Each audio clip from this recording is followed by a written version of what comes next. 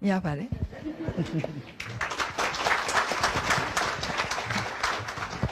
Thank you very much. We will now turn over to Bo-sang, who will provide a question. မင်္ဂလာပါမေတွေ့ရတာရန်ဝမ်းသာပါတယ်ကျွန်တော်နာမည်ဘူဆန်းပါခင်ဗျလူမျိုးပေါင်းစုံပါနေလို့အင်္ဂလိပ်လိုပဲပြောပြရစီ Hello man, very nice to meet you. My name is Bhutan, coming from Myanmar. Now I'm a PhD student in the Graduate School of Agriculture in Choto University. I'm really proud to be here in such an excellent university that you joined as a visiting researcher in 1985 when I was born. In Myanmar, I'm working at the Forest Department under the Ministry of Natural Resource and Environmental Conservation. My question is about current peacemaking process. Our country, Myanmar, is on the march of democracy, and so there's a long way to go. On our road to democracy, one important issue is national reconciliation, especially with ethnic groups. Since 60 years ago, Myanmar governments, previous governments, have struggled to create a unity of all the ethnic groups, but unfortunately, that goal has not been achieved yet. We know that you are now trying to solve this very difficult problem through a series of meetings such as the Union Peace Conference 21st Century Panlong. In this peacemaking process, you have to negotiate with the military leaders on the one hand and ethnic group leaders on the other hand. I think this is very tough. So my question is, what is the biggest challenge for you to negotiate as a leader between the National Army and ethnic groups? It's the same, really. It's mutual understanding and confidence. The reason why people fight is because they don't believe in each other. It's because they think that they have to preserve and defend themselves.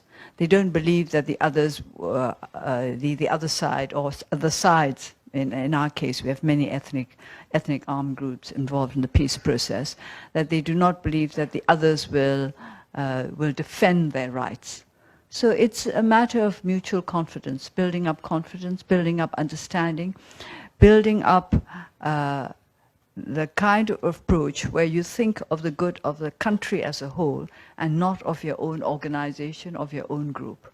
Now, this is difficult to achieve because we speak very blithely about unity out of diversity. But unity out of diversity is not something that can be implemented just because you want it to be implemented. If you want it to happen, you have to work towards it. And it's a long process. It takes a lot of patience. It takes a lot of determination and motivation. We believe that this is possible. And because we believe that this is possible, we work at it with honesty. Now, honesty is very important in such negotiations. If you base your negotiations on deceit, then you will never succeed. You may, for a short time, in the short run, you may be able to achieve some kind of understanding, but it will be broken if you have been dishonest about your motives and what you're prepared to offer. But I've said to the different armed groups that when they come to the peace conference, what they should be thinking about is what they have to contribute towards a peace process, not about what they think they can get out of it. Now, of course, it's human nature always to want to try to get something out of a situation. But that is human nature, and I don't think we should think that this is a great crime.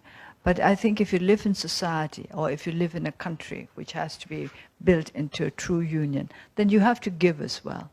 You have to be prepared to give.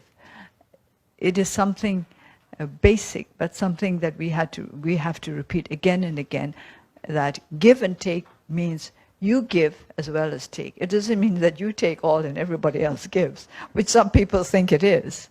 So that is what we find most difficult, making people understand that we have to work for the common good and building up confidence and trust in each other. Thank you. Thank you. Thank you very much. Now I'd like to turn to Shuzo Tani, please.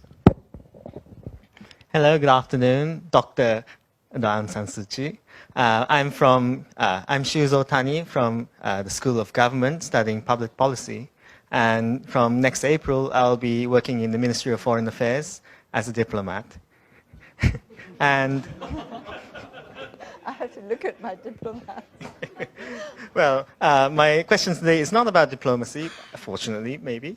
In 2012, I had the great pleasure of meeting a lot of Myanmar youths in the Ship for Southeast Asian Youth program. This is a program sponsored by the Japanese government and has been fostering Japan and ASEAN friendship for more than 40 years. And in this program, which lasted for more than nearly 2 months, I got to meet a lot of Myanmar students and youths, and thought that there were a lot of untapped potential yet in especially the younger generation of Myanmar. And as everyone knows, you have plenty of overseas experience, and as a former researcher and also as a foreign minister, I'd like to ask you what you think is the best way for Myanmar students to promote Myanmar students to study abroad, and also for countries like Japan to better welcome students from overseas. Thank you. Thank you. The reason why we want to send our students to study abroad is because, as I mentioned earlier, our education system has been very weak for the past half century. And in order to bring up the standard of our education system, we have to depend on outside friends to help us as well. But the real need is to build up the education system within our country. We should go out to the world in order to broaden our vision and to learn more about the world and to learn more about the subjects which are a speciality in certain different places, not just to make up for the weaknesses of our own education system. I have to say that we earlier mentioned the elitism that has been coming into Burma, when the privileged are taught very well because they can send their children to the international school and other expensive private institutions, whereas the poor in the villages are taught very poorly. Now, it worries me that some of our children, the children of privileged families who go to these expensive schools, think that it's a matter of pride not to speak their own language because they're taught in English. And this is something that I find really, truly, truly reprehensible. You should be proud of being able to speak your own language. I want our students and our young people to be proud of their own country, to be proud of their own culture. And then only will they be fit to go abroad and get the best of what the world has to offer them. If they go out to the world thinking that their culture is not something to be proud of, if they go out into the world ashamed of their country and their people, they will not be able to bring back the best that the world has to offer. So that is what I want our students to do. I want them to go out as young people who are proud of their country, who are committed to helping their country to make more progress, and who have gone out to learn what they can learn for the sake of the greater society back home, rather than just for themselves. It's not any particular subject, whether they go out to learn about diplomacy or medicine or suburbanization, which is a very difficult word to get one's tongue around. Whatever it is they go abroad to study, we would like them to study with the intention of bringing it back home for those who have not had the privilege of the opportunity to broaden their horizons. Thank you very much. Thank you very much. Okay, we would now like to turn to our final question from Zenta Nishio. Suchi-san, nice to meet you. My name is Zenta Nishio. I am a PhD student here Asia and African Area Studies. I have been researching about the slum community in Manila, the Philippines. After the World War II, the people migrated from rural province to urban areas, But unfortunately, Philippine government could not afford to provide legal housing to them. This is why in Manila now, tremendous slum community existing there. Then this housing issue come to represent social and economical inequality. Myanmar are now experiencing the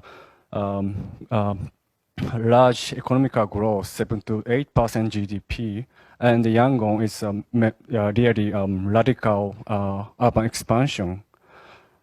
The Myanmar is transition to democracy, but there is a country like the Philippines, the rich people more rich, and then there is a possibility to produce more poor people. So the Philippines also, they produce a lot of poor people, even though under the democracy. So this is really a difficult question, but I would like to ask how making a balance between the democracy and the liberal economy is a really deep and difficult issue. How do you think for the future of Myanmar and the future of the common people, how should we make it a balance, this economy and the democracy for your countries? Thank you. Well, thank you particularly because you mentioned the problem of affordable housing, which we're having to face in Rangoon in particular. We have to make sure that those who do not have houses should be given homes, but at the same time, we do not want to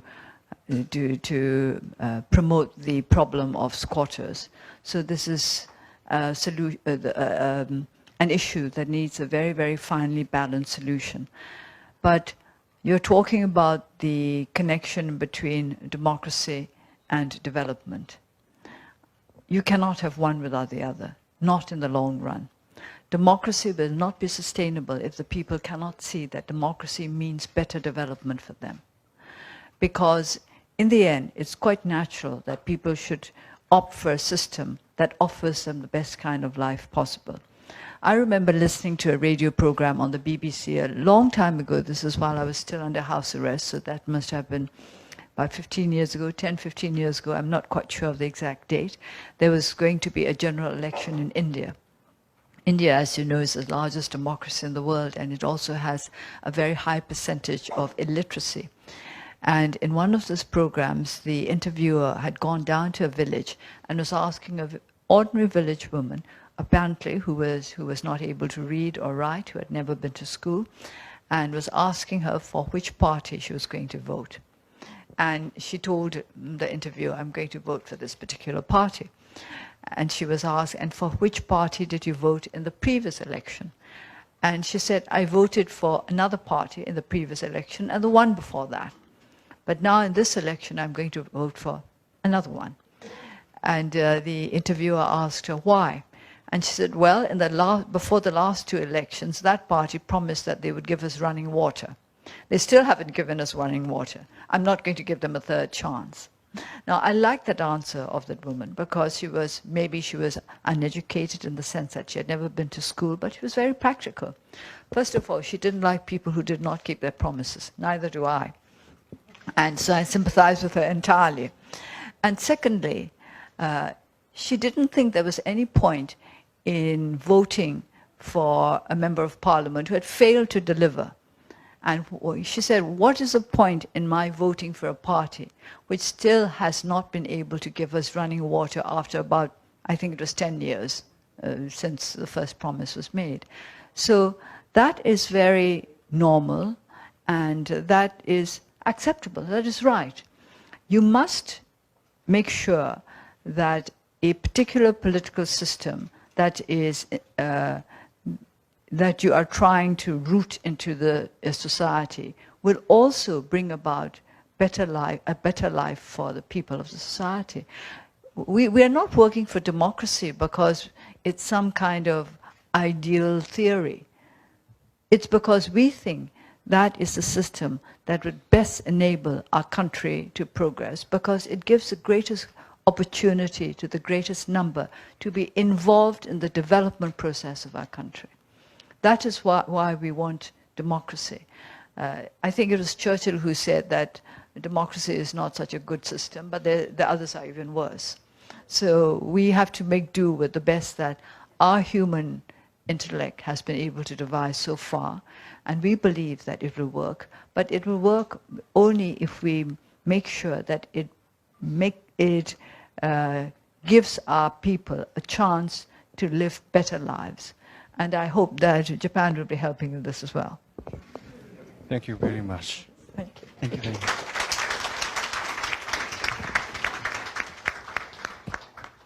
Thank you very much. Unfortunately, Am I allowed to cast a question? I think it's only fair. of course you can. Of course you can cast a question. Please. Because otherwise it's not a dialogue. So what I would like to ask is this.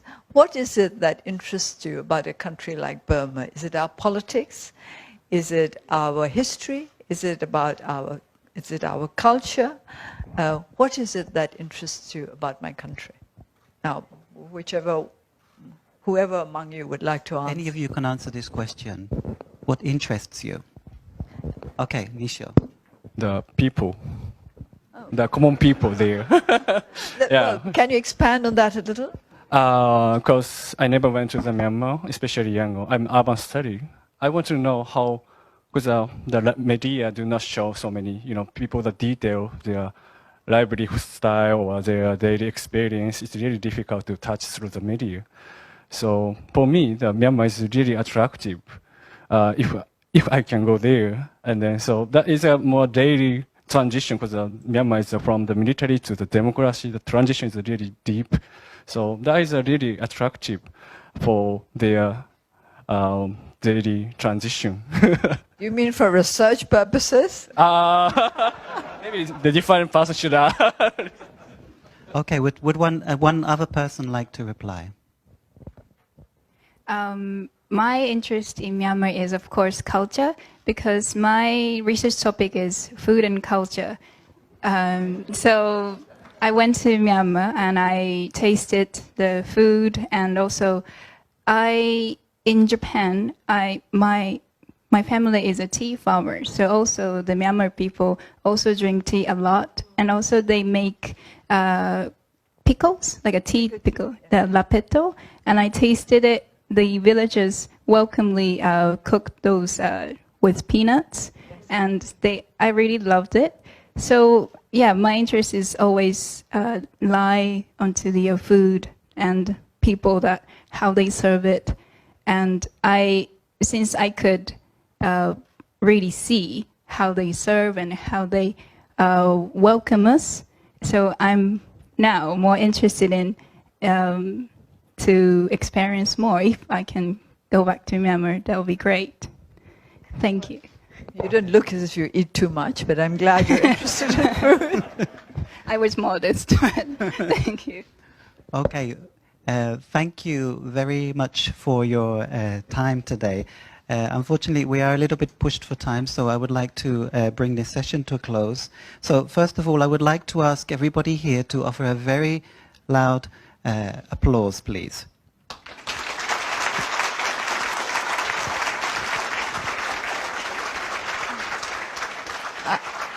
I'm afraid I don't always do what I'm supposed to do. I have to say that I object to people who've been told to applause. I think they should only applause if they wish to, spontaneously. Would you like to spontaneously applause, please?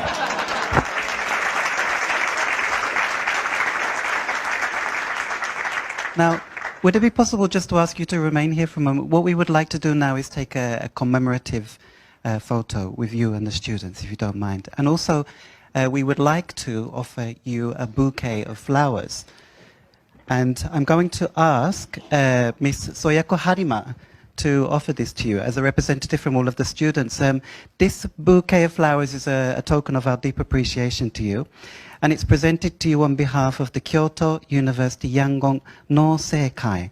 This is a Kyoto University Alumni Association in your country, and it also comes with a message for you. So could I ask Ms. Soyako Harima to pass over the bouquet, please?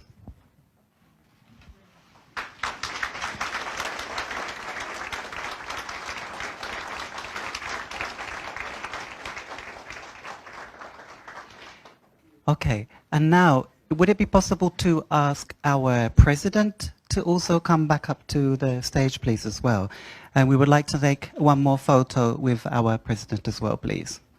Could I also ask maybe the students also to stand?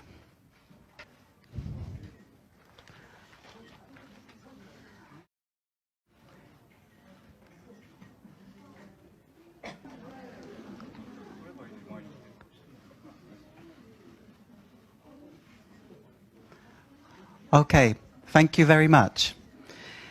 Thank you very much to all of you today for making this a special event